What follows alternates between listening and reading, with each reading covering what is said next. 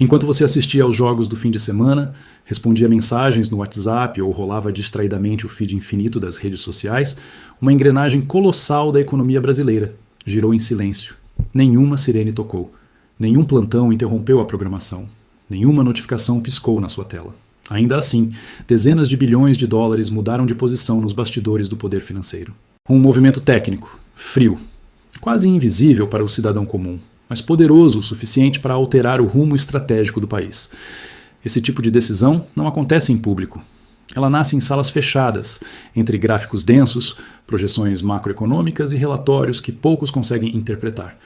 Mas o impacto não fica restrito a essas salas. Ele chega até o preço do pão, do combustível, do aluguel, da parcela do carro e das suas economias.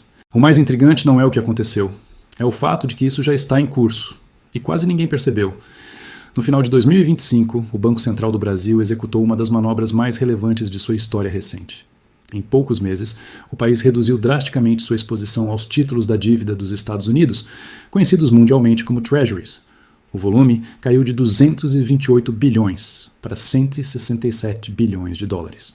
Uma redução de aproximadamente 27% em tempo recorde. Em termos financeiros globais, isso não é ajuste fino, não é correção técnica, não é ruído estatístico, é um reposicionamento estratégico de alto impacto. Durante décadas, o Brasil figurou entre os maiores financiadores da dívida americana, seguindo um padrão adotado por praticamente todas as economias emergentes. Esse padrão foi quebrado.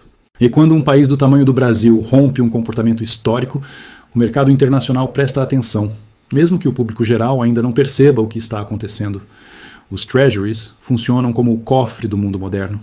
Países exportam commodities, recebem dólares e, para proteger esse capital, compram títulos do governo dos Estados Unidos. É uma engrenagem simples. Vende-se soja, minério, petróleo ou carne.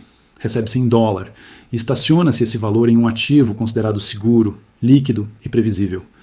Durante décadas, essa lógica sustentou o sistema financeiro internacional. A promessa era clara: segurança, facilidade de resgate e um pequeno rendimento. O Brasil sempre seguiu esse roteiro. Agora, pela primeira vez em gerações, altera o script. Essa mudança não surge do acaso. Ela nasce de uma percepção fundamental. O mundo que garantia estabilidade automática deixou de existir. O que antes era inércia, agora exige estratégia. O que antes era padrão, agora carrega risco oculto. O cenário global se tornou mais volátil, mais político e menos previsível. O primeiro pilar dessa decisão é matemático e implacável. Os treasuries passaram a render menos do que a inflação real. Em termos práticos, isso significa que manter grandes volumes nesses ativos gera perda silenciosa de poder de compra ao longo do tempo. Bancos centrais não são apenas guardiões da moeda, eles são gestores do patrimônio nacional. Manter capital em instrumentos que encolhem em valor real deixa de ser conservador e passa a ser ineficiente.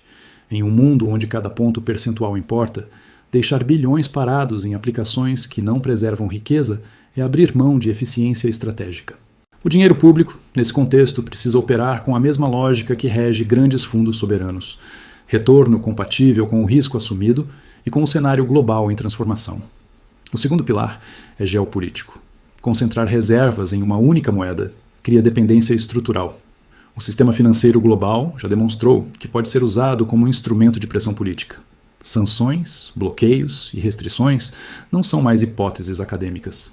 Tornaram-se ferramentas reais de poder. Reduzir a exposição a um único emissor é um movimento em direção à autonomia estratégica. Diversificar não significa romper, significa diminuir vulnerabilidades. Há sinais claros de maior interesse em ativos alternativos, como ouro físico e outras formas de reserva de valor. Não se trata de abandonar o dólar. Trata-se de deixar de tratá-lo como pilar exclusivo de segurança. Em um mundo multipolar, a dependência absoluta se transforma em fragilidade. O terceiro pilar é interno e estrutural. O Brasil convive com uma realidade contraditória. Enquanto parte de suas reservas rende pouco no exterior, a dívida interna paga juros elevados. Em outras palavras, o país empresta barato para fora e toma caro dentro. Ao liberar parte desse capital, o Banco Central amplia sua capacidade de intervenção. Ganha margem para defender o real em momentos de estresse cambial, para suavizar choques externos e para administrar turbulências internas. Liquidez, nesse nível, não é conforto. É ferramenta de sobrevivência em um sistema global cada vez mais volátil. É poder de reação. É capacidade de escolha em momentos críticos. Bloco 6. O contexto global. O Brasil não age isoladamente. China, Índia e outras economias emergentes vêm reduzindo gradualmente suas posições em treasuries. Dentro do bloco dos BRICS, forma-se uma coordenação tácita. Não se trata de destruir o sistema atual, nem de anunciar o fim do dólar. Trata-se de reconhecer que o mundo caminha para uma configuração multipolar. O que está em curso é uma transição silenciosa, menos dependência automática, mais gestão ativa. Instituições historicamente conservadoras passam a operar com mentalidade adaptativa. A estabilidade deixou de ser garantida pelo passado. Ela precisa ser construída no presente, decisão após decisão. Esse movimento afeta a estabilidade do dólar frente ao real, influencia o controle da inflação, impacta o custo de vida e molda a percepção internacional sobre a economia brasileira. Mas existe uma camada mais profunda. Se até instituições conhecidas por sua extrema cautela estão mudando de postura, isso revela algo essencial sobre o nosso tempo. O ambiente financeiro global tornou-se mais incerto. Estratégias que funcionaram por décadas já não oferecem a mesma proteção. A lógica da diversificação, antes vista como excesso de zelo, transforma-se em regra básica de sobrevivência. O mundo mudou. E quem não se adapta passa a carregar riscos invisíveis. Durante muito tempo, o sistema financeiro internacional operou como uma estrada previsível. Países emergentes produziam, exportavam, acumulavam dólares e os estacionavam nos cofres americanos. Esse modelo funcionou porque o mundo era relativamente estável. Hoje, o cenário é outro. Tensões geopolíticas, guerras comerciais, disputas tecnológicas e instabilidade monetária redefinem o tabuleiro. Nesse novo ambiente, repetir padrões antigos pode ser mais perigoso do que inovar.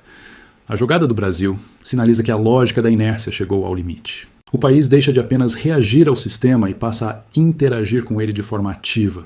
O dinheiro nunca dorme, e quando ele se move de verdade, raramente faz barulho. O que acabamos de presenciar foi uma recalibragem histórica. O Brasil saiu da zona de conforto do passado e entrou em um território onde decisões precisam ser dinâmicas, calculadas e estratégicas. Não se trata de prever o futuro com precisão absoluta. Trata-se de reconhecer que as certezas de ontem já não garantem a segurança de amanhã. O jogo mudou, e desta vez o Brasil decidiu jogar. Quando um país do porte do Brasil altera a composição de suas reservas internacionais, isso não passa despercebido pelos grandes centros financeiros. Bancos globais, fundos soberanos, agências de risco e governos acompanham cada variação. Esse tipo de movimento é interpretado como um sinal, um código silencioso entre instituições. Não é apenas sobre números, é sobre intenção. Ao reduzir treasuries, o Brasil envia uma mensagem implícita. O cenário mudou e a estratégia precisa mudar junto.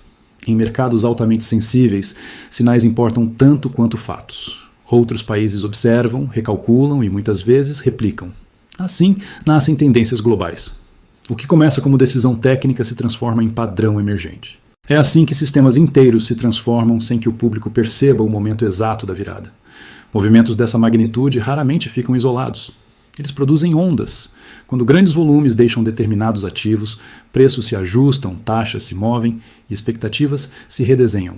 Não é uma explosão, é uma pressão lenta e constante.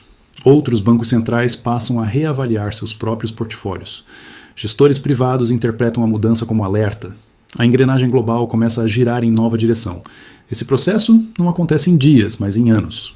O público costuma perceber apenas o resultado final, quando algo, de repente, parece diferente. Na realidade, o deslocamento começou muito antes, em decisões técnicas como essa, invisíveis para quem olha apenas a superfície do noticiário. O sistema financeiro não é feito apenas de números. Ele é movido por expectativas. Confiança é o combustível invisível que sustenta mercados inteiros. Durante décadas, essa confiança esteve concentrada em um eixo quase imutável. Hoje, ela se fragmenta. Isso não significa colapso, significa redistribuição. O que vemos é a transição de um modelo baseado em certeza automática para outro baseado em avaliação contínua. Cada decisão passa a ser reexaminada. Cada ativo precisa justificar sua permanência. O conforto da repetição dá lugar à lógica da vigilância estratégica. O Brasil, ao alterar seu comportamento, demonstra que também compreendeu essa mudança psicológica do sistema. Existe um espelho poderoso entre essa movimentação institucional e a vida comum. Durante muito tempo, pessoas acreditaram que certos caminhos eram automaticamente seguros. Emprego fixo, poupança tradicional, modelos repetidos por gerações. Hoje, essa sensação de estabilidade diminuiu. O mundo ficou mais rápido, mais imprevisível, mais interconectado. O que antes parecia sólido agora exige revisão constante. A atitude do Banco Central reflete exatamente isso em escala nacional. Não é sobre pânico, é sobre adaptação. Não é sobre ruptura, é sobre leitura de cenário. A mensagem implícita é clara. Segurança não vem mais da inércia, vem da capacidade de ajustar rotas. Decisões financeiras estratégicas não produzem resultados imediatos visíveis. Elas operam no tempo. São sementes plantadas para cenários futuros. O verdadeiro impacto desse movimento talvez só seja plenamente compreendido anos depois. Quando uma crise global surgir, quando uma ruptura cambial acontecer, quando o sistema for testado. É nesses momentos que reservas bem alocadas fazem diferença entre resiliência e fragilidade. O que hoje parece apenas uma linha em um relatório pode se transformar amanhã em escudo ou em vulnerabilidade. Estratégia não é prever eventos específicos. É preparar-se para o inesperado. Há algo profundamente simbólico nesse processo. Ele acontece em silêncio. Não há discurso inflamado.